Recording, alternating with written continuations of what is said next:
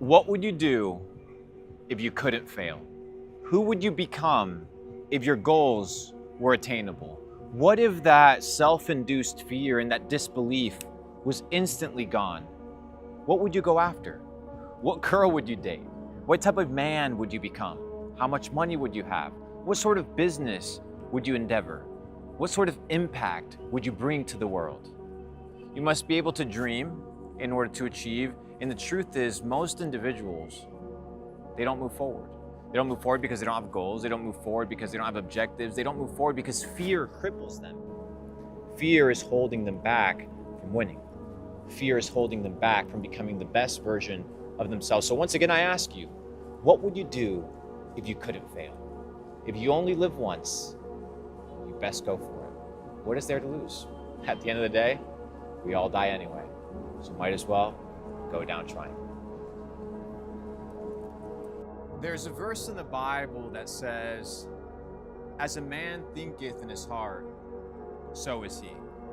When you speak to yourself, when you spend time alone, do you analyze who you are?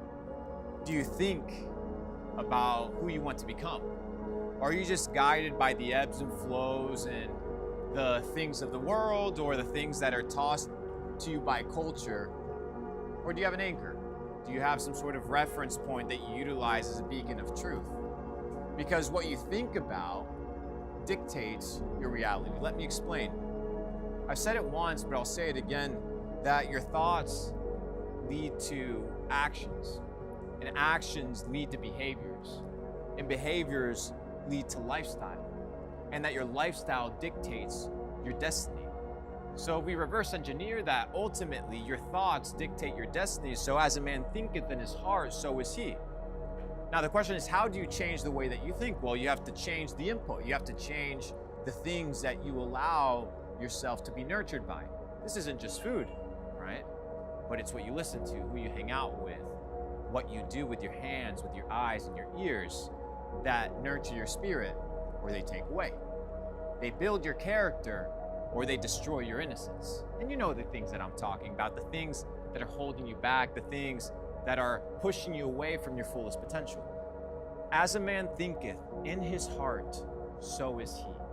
Who do you want to be? And what must you sacrifice in order to become that person? Do you meditate day and night about those goals and those objectives in that dream life that you want? Or do you settle for the things of the world? You settle for the things of the system. You settle for the things that have been given to you, but they don't belong to you. You've been told how to think. You've been told what a man is. You've been told what a woman is, but you've never even actually explored who you are. Maybe you should think more. Henry Ford famously said that the hardest job in the world is to think, hence why most people don't engage in it. So as I speak to you, I actually speak to myself. I often do these exercises where I just think out loud, and I try to synthesize my ideas in a way that are clear. As a man thinketh in his heart, so is he. The input will dictate the output. The input will dictate your character. The input will dictate your desires, because your desires only grow based off of what you feed. So the question is, what do you feed your mind? What do you feed into the stream of consciousness that you tap into every single day? When you wake up, what is it that you desire, my friend? Do you desire things that push you closer to God, closer to your goals, or that push you away? If the answer is, it's pushing me away, then it's time to change.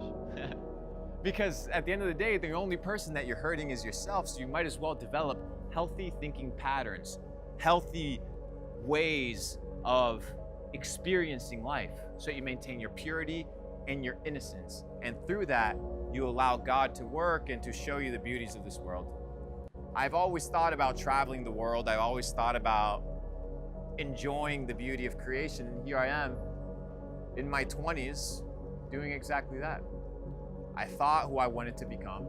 I developed those thoughts in the three-dimensional world through manifestation and through action. And with a little bit of faith and a little bit of effort and a lot of belief, you turn dreams into a reality. As a man thinketh, so is he. The truth is, most people think that they are stronger than they actually are. Let me explain what I mean. The people you surround yourself with, the environments, the music you listen to, the food that you eat, the advice that you adhere to, all these things influence you. Have you never been around somebody who's extremely negative? Don't you literally feel that energy bouncing, and it feels pretty nasty? Your surroundings, the people that you position yourself with, will dictate your future. Are your friends elevating you? Is your family pushing you forward? Are your circles and where you hang out designed to propel you to accomplish your goals? Because what doesn't add subtracts. What doesn't give to you takes away.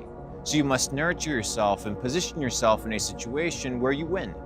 Position yourself to win. Make it so hard to lose that it becomes easy to win.